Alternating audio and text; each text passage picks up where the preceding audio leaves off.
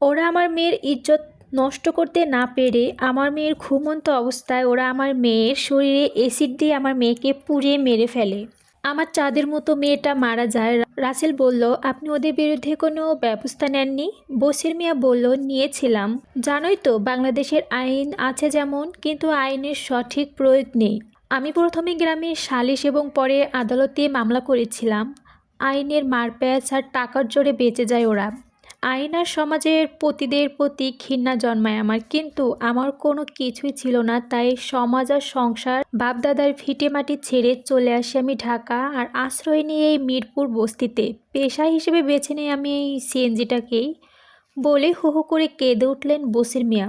রাসেল বসির মিয়ার চোখের পানি মুছতে দিতেই বসির মিয়া রাসেলকে বুকে জড়িয়ে নেয়, আবার বলতে থাকে, আমার বড় আশা ছিল মেয়েটাকে উচ্চ শিক্ষায় শিক্ষিত করে দেশের উন্নয়নের জন্য নিয়োজিত করব, কিন্তু তারা দেয়নি আমার আশা পূরণ করতে। তুমি বলো বাবা, আমার এখানে থেকে যাবে না?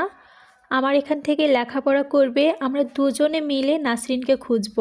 রাসেল বলল, ঠিক আছে চাচা, যাব না। রাসেল বিয়েতে ভর্তি হয়ে লেখাপড়ার পাশাপাশি টিউশনি করতে থাকে আর শিখতে থাকে কম্পিউটার।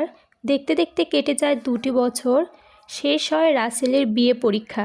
এদিকে বসির মিয়ার শারীরিক অবস্থা খুবই খারাপ। সেদিন রাসেল বসির মিয়াকে ডক্টর দেখিয়ে বাসায় নিয়ে এসে বিছানায় শুয়ে দিয়ে ওষুধ খাওয়াবে, এমন সময় কে যেন দরজায় কড়া নাড়ে।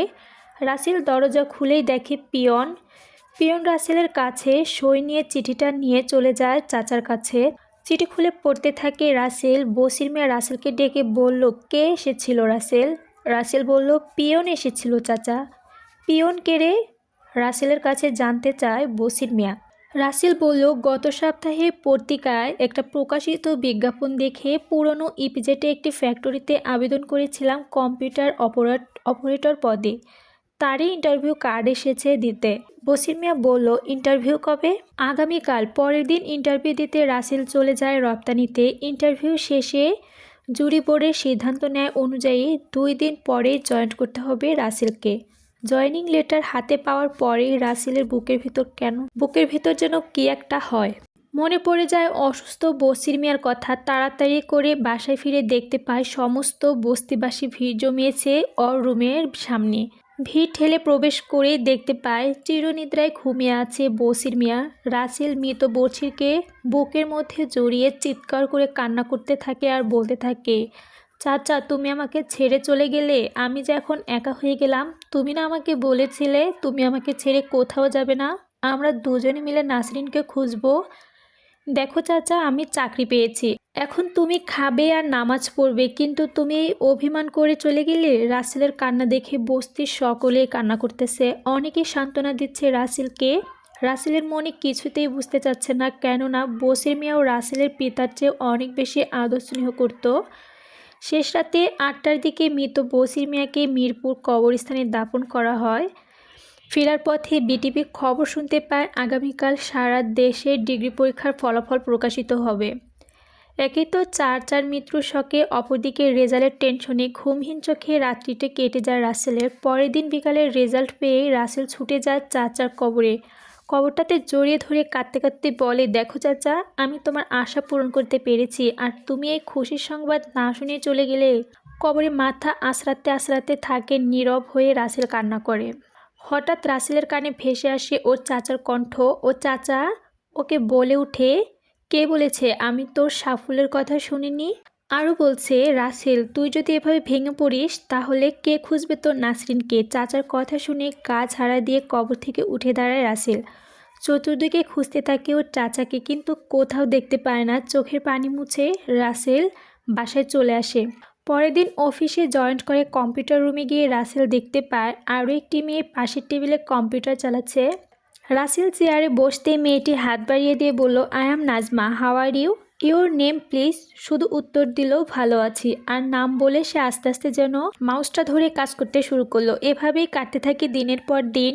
গত হয়ে যায় কয়েকটি মাস। এরই মাঝে রাসেল ও নাজমার হয়ে যায় গভীর বন্ধুত্ব। রাসেল নাজমার বন্ধু ভাবলেও নাজমা রাসেলকে আপন করে ভাবতে থাকে। এদিকে বাংলা বছরে প্রতিদিন নববর্ষ থেমে নেই। সে তার আপন গতিকে 365 দিন পিছে ফেলে আবারও হাজির হয় বাংলা মায়ের কোলে। রাসেলের জীবনে সব কিছু ভুলে গেলেও নববর্ষের প্রথম দিনটা ভুলে না, কারণ এই দিনেই সে যে বুকের খাঁচায় বন্দি করেছিল একটা পাখিকে, কিন্তু কোনো এক অজানা ঝড়ে হারিয়ে ফেলেছে সে পাখিকে। আর তাই তো তাকে খুঁজতে ঢাকায় এসেছে। একলা বৈশাখে দিনটি কাটিয়েছে রমনার বটমূলে কোনো এক গাছের নিচে বসে আপন মনে মাঝে মাঝে গায়ে, ও আমার পাখিরে তুই এই বুকের মাঝে কই। আর সেই সাথে খুঁজে চলে নববর্ষ উদযাপনে বিভিন্ন সাংস্কৃতিক সংগঠনের মঞ্চগুলোতে। আজও তার ব্যতিক্রম ঘটেনি। সকালবেলা অফিসে এসে 10টার দিকে রওনা দিয়েছে রমনার দিকে। সব মঞ্চগুলো ঘুরে ঘুরে দেখছে নাসরিনকে। তাকে না পেয়ে বটমূলে সে পুকুরটি সাত বাঁধা ঘাটে হতাশ হয়ে বসে পড়েছে। অন্যদিকে নাজমা আর বান্ধবী রমনার পাশে ঐতিহ্যবাহী পান্তা ভাত ও সর্ষে ইলিশ খেতে এসেছে।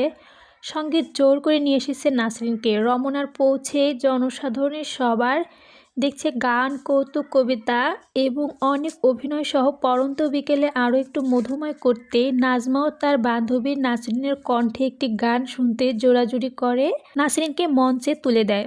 সবার অনুরোধ রাখতে নাসরিন গাইতে শুরু করে, আকাশের মিটিমিটি তারার সাথে আমি কইব কথা, নাইবা তুমি এলে, তোমার চিঠির পরশে ভরা অশ্রু দিয়ে গাঁথব মালা, তুমি নাইবা এলে, আকাশের ওই মিটিমিটি তারার সাথে আমি কইব কথা, তুমি নাইবা এলে।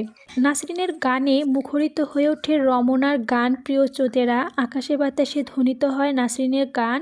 এক সময় রাসেলের কানে পৌঁছে যায় সেই চেনা সুর।